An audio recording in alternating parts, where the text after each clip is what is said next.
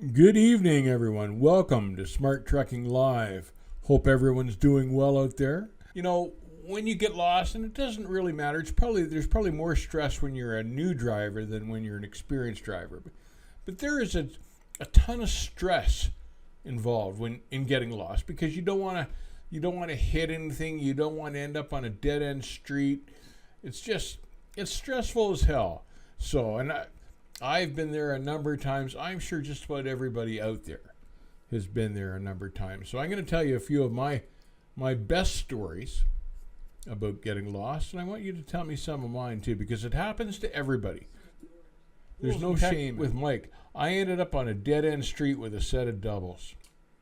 Well, there's about the worst scenario that you can imagine, and it's if the doubles are B trains, you have some chance of backing your way out of that. But if they're a set of A trains, 99% of the guys couldn't back up a set of A trains, myself included, more than the length of the trailer. So, yeah, that is a nightmare. And you can't U-turn on a dead-end street without going up on somebody's lawn or breaking a fence or something. So, yeah, that's hell getting lost with a set of doubles in a dead-end street. Doesn't get much worse than that. Light. Hey, Light, how are you doing? Arrow 206. I hated when the rail tracks were up at a slight incline and dropped. That's you're talking about getting hung up rather than getting lost. But yeah, especially with like a lowboy trailer or a cattle trailer, that can be interesting. Dabs, hey man. One guy told a story when he was driving in Finland to Italy, France, got to a T-junction and couldn't make a small turn in a small Italian village with parked cars rather than risking the damage. Well, yeah, it's tough, You don't want to, you kind of want to try it, but if it's so bad, you can tell just by looking at it that you're not going to make it.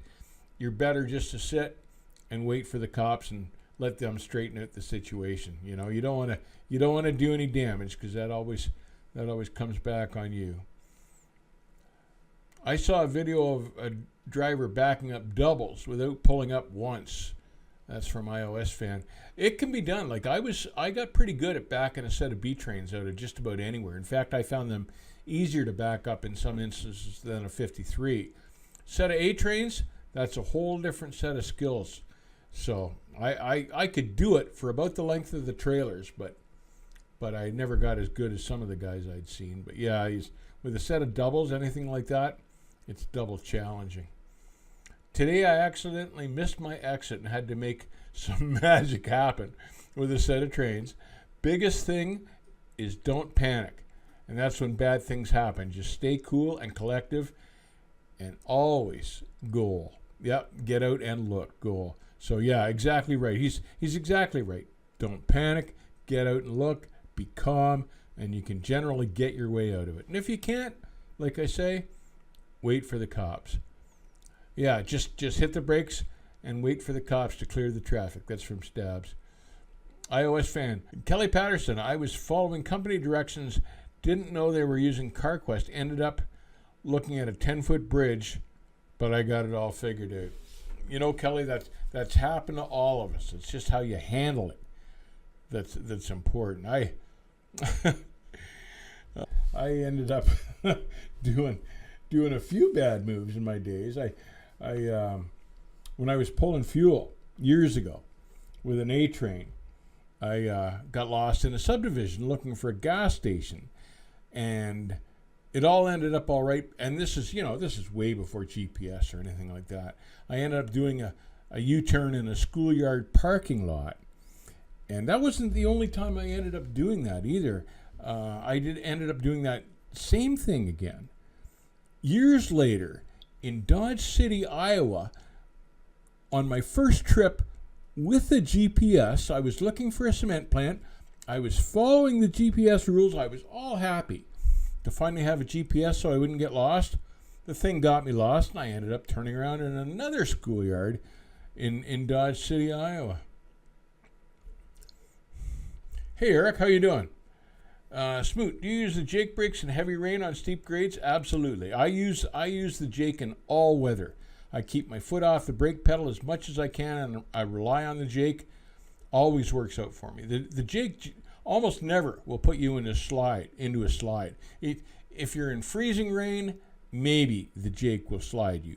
But other than that, it's a lot easier and a lot more gentle than the pedal brakes. A friend of mine took a right just before an on-ramp about 2 in the morning in rural western Pennsylvania.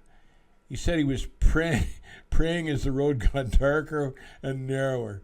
We laughed afterwards. Pennsylvania's got some real surprise spots. I've been caught a couple of times in Pennsylvania, and one was like a low tunnel, and the other one was a low overpass. Just God, right out you're not even expecting it. You're going downtown.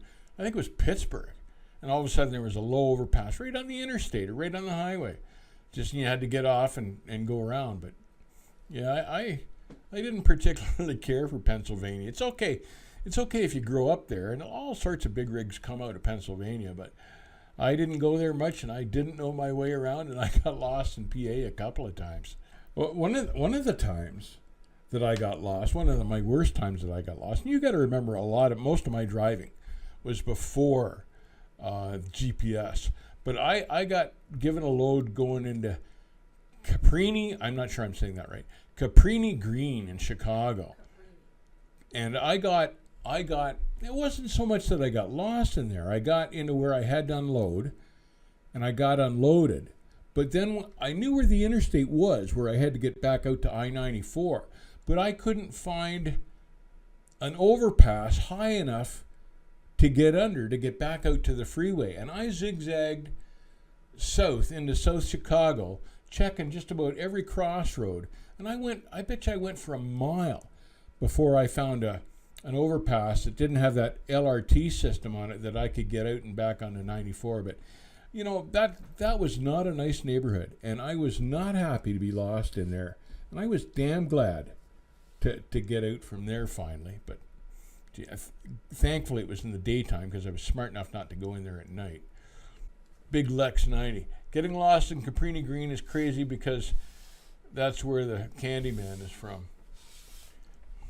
Yeah, no, getting lost is no fun at all. I got lost twice with Fuel A trains when I was hauling for Trimac. Once in a Toronto rail yard, and both times it was the road split, and I had to decide whether to go right or go left. And both times, I made the wrong choice. One time I ended up on a dead-end little gravel road in, Powassan, Ontario, of all places, I think it was, looking for a bulk plant.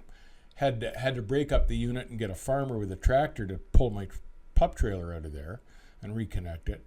And the other time in the rail yard in Toronto, I tried to turn around in the field and got stuck and buried her up to the ankles. So Trimac wasn't very happy about that. But, you know, it's a dead end. You got to try a U-turn or you've got no choice.